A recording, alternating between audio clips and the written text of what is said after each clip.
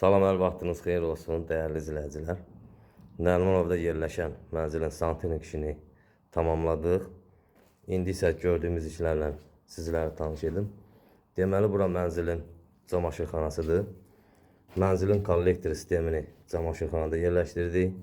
Bu hissədə paltaryoğan yerləşir, bu hissədə isə kollektorlar yerləşir. Artıq radiatora gedən borularımız kollektora səliqəli bir şəkildə birləşdirilib. Bu hissəyə isə isti döşəmənin boruları birləşəcək. Mənzildə 3 ədəd yataq otağı, qonaq otağı ilə mətbəx bir yerdədir. O hissə mətbəxdir. Bu borular isə otaqlara gedən radiatorun borularıdır. Mənzildə 2 ədəd hamam var. Hamamda da isti soyuq su xətlərimiz, kanalizasiya xətləri hamısı səliqəli bir şəkildə çəkildi. Bu hamamda duş kabinanın içində oturacaq var. Oturacağın üstü isti döşəmə və arxasına isti döşəmə çəkəcək ki, oturub kafelə söykənən zaman kafeldə soyuq olmasın. Və növbəti hamam.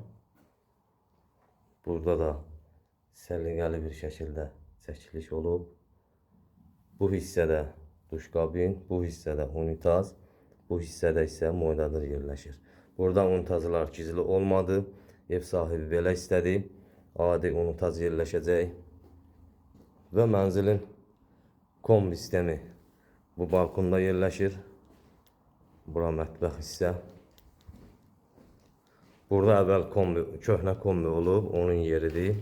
Mənzilin kombisi burada yerləşəcək. Mənzilin ofşi soyuq su girişinə filtr, bypass sistemi, su regulatoru hamısı quraşdırılıb. Deməli, mənzildə isti döşəmə olan